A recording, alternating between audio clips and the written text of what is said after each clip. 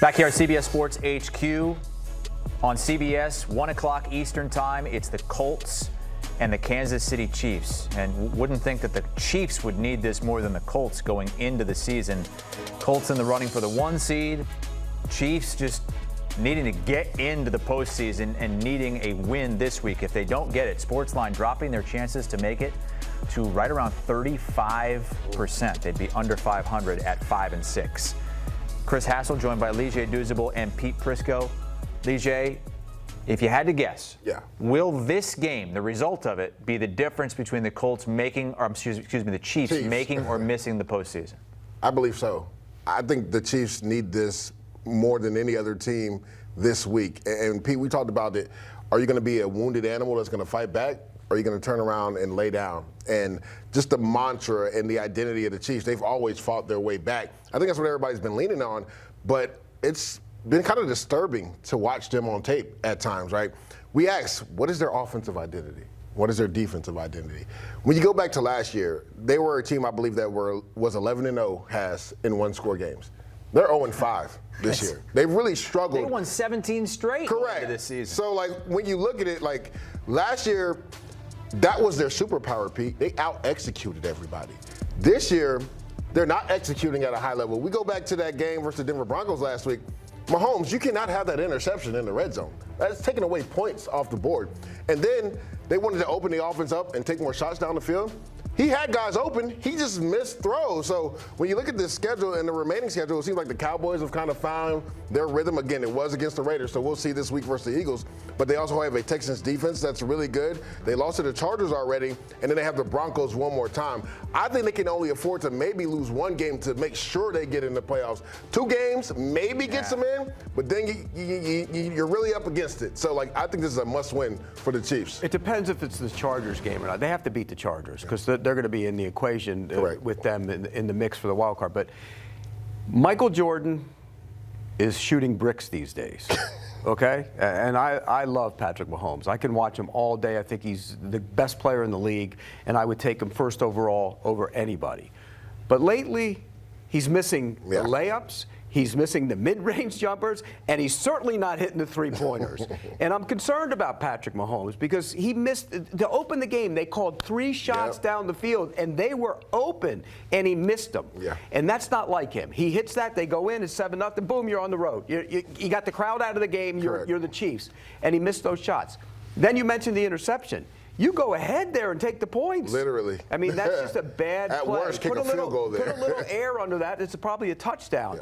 It's just he's missing, and I think he's pressing a little bit because they aren't running the football. Now, Andy Reid came out this week and said, we have the runs called, and they're RPOs, and he's changing to pass He's plays. throwing the ball. So I think, we give him a pass in a lot of situations, and I think he'd be the first one to tell you, he's not playing great right now.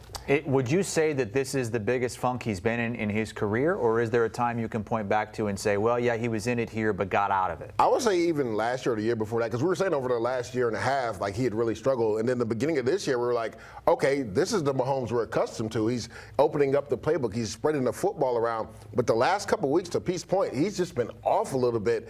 And he's never had a 3-game losing streak. Like, this could be his first 3-game losing streak in his career. So he needs to play with a little bit more confidence.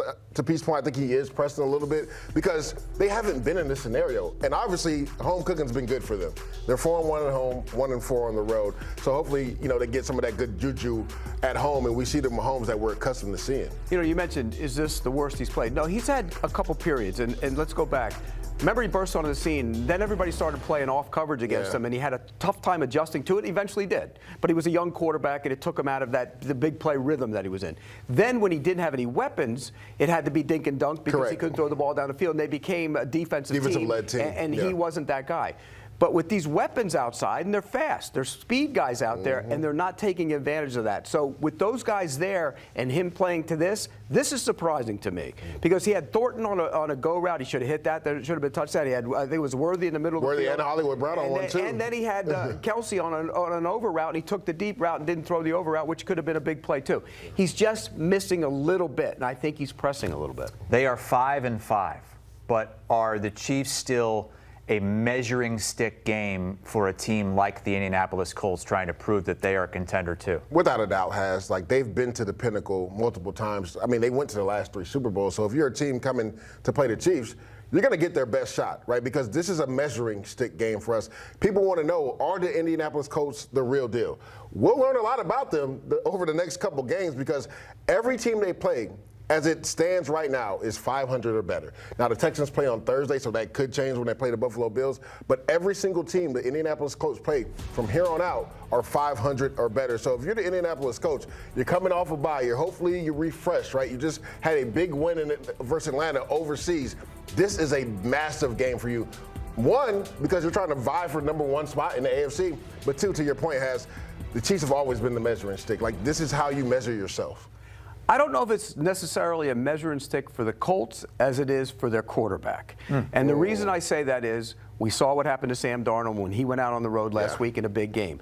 And in the back of all our minds, nobody says it, they won't admit it, I say it. There's doubt about Daniel Jones. He's starting to turn the ball over a lot. Yeah, I was going to say the last 2 games have been bad. And so there is some, they can run the ball. We know that. But the quarterback's got to make plays. When you go on the road in this environment, the quarterback can't turn the ball over, and he has to make plays. So more than a prove-it game for the Colts, I think it's a prove-it game for Daniel Jones. I'm so glad you brought that up because to Hass's point, when you look at the last 2 games, 7 turnovers by Daniel Jones. And you talked about how they can run the ball with Jonathan Taylor, who leads the league, not only in rushing, but rushing touchdowns.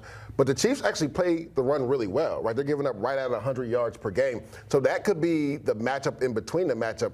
Can you be Indiana Jones and not Daniel Jones? Because he's been Daniel Jones the last 2 games with the turnover. The first 6 games of the season, he was Indiana Jones. He was really turning the ball loose. He knew where to go with the football. And the thing that makes this offense so hard, 1, they score on 56% of their drives. That is unheard of. To score points on 56% of your drives, that's more than half their drives they're scoring on. But it's hard to key in on one receiver, Pete, because he spreads the football around. He has to get back to that guy that we saw the first 6 weeks if they're going to pull this upset versus Chiefs today. And how much Sunday. Can Jonathan Taylor maybe take the pressure off of Daniel Jones if he continues to play the way he has? I mean, he's in the running for that running back triple crown, which we haven't seen since Terrell Davis in '98, which would be, rushing yards, rushing touchdowns, and yards per rush. Well, he's the best running back in the NFL. Yeah. And I don't think there's any debate about it right now. There's nobody in, Gibbs is great, but this guy's the best in the NFL right now. And think about that, though. They've been running the ball, and he's still turning it over. That's not a good recipe for success when you play good teams out on the road and in the postseason. So they got to cut the mistakes down. But Taylor, can he run the ball in this game? Yeah, absolutely he can, because they're really good on the offensive line. They push people around. And by the way, if you're the Chiefs, somebody all week tell Chris Jones it's a big game. Tell him maybe it feels like a playoff game, because we know how he shows up in big games, and he hasn't showed up a lot. And I think that defense has been a concern, particularly on the front. You said, how can he take the pressure off? You just got to continue to give him the ball. We saw that versus the Atlanta Falcons. Even down in that game, they were still running the ball, and then Jonathan Taylor breaks off an 83-yard run to essentially ice that game. The only time Jonathan Taylor has been stopped, the Indianapolis Colts stopped him. People will say the Steelers stopped him. If you go watch that game, he didn't get the carry. So it's just like, Shane Steichen, I get it. You know teams are going to want to stack the box and stop Jonathan Taylor. But when you have a guy that's that special in the backfield, when you have an offensive line that blocks that well, that's your identity. Lean on Jonathan Taylor. You've seen your quarterback start to turn the football over these last couple of weeks. Take some of that pressure off. Jonathan Taylor is so special. When you think you have him bottled up, you don't. He can get to the outside. And the difference between him and most running backs is when he gets to the second level, Pete, he's gone. Yeah. By the way, he had 4 carries on the first 3 drives in that Pittsburgh game. 4. They stopped themselves. Pittsburgh didn't stop them. They stopped themselves by not giving him the ball enough. Should be a heavy dose of Jonathan Taylor in this game, but the Colts are 3.5-point underdogs. What's your play against the spread in this game, Leger? Give me the points with the Colts. Again, we talked about this. What is the identity of the Kansas City Chiefs? I know they are a wounded animal right now, but they just haven't looked good on offense or defense. Like, we're talking about Patrick Mahomes and that offense. That defense hasn't been as dominant. And we talked about this yesterday, Pete. They have not been able to get to the quarterback consistently. If you allow quarterbacks to just, burp the baby in the backfield and have all day to survey the field, it's going to be tough for your defensive backs who actually played really well, especially their young corners. I just think this run game with Jonathan Taylor, I think Indiana Jones comes back into the fold. We've seen Daniel Jones the last couple of weeks. Indiana Jones comes back into the fold. Give me the points with the Colts. What about, did they win the game, though? I think there's a chance they outright win, but I don't think they win. I think they cover. I think it's a field goal game. I think Jordan's going to take his slump and kick it to the side and start throwing alley-oops and dunks and three-pointers all over the place. I think he gets back to being himself in this game. He's hard on himself. You kind of heard that from him this week. I think he has a big day against that Colts defense. And no Buckner in there is that's big for them. But you know who may be back this week? Charvarius Ward, the old Chief. So, you know, there might be a little revenge game for him, right? He might be making his return from that concussion. That was a couple teams ago. Yeah, it doesn't matter. You never forget a team that lets you walk out the door. You never forget a team that lets you walk out the door and test free agency.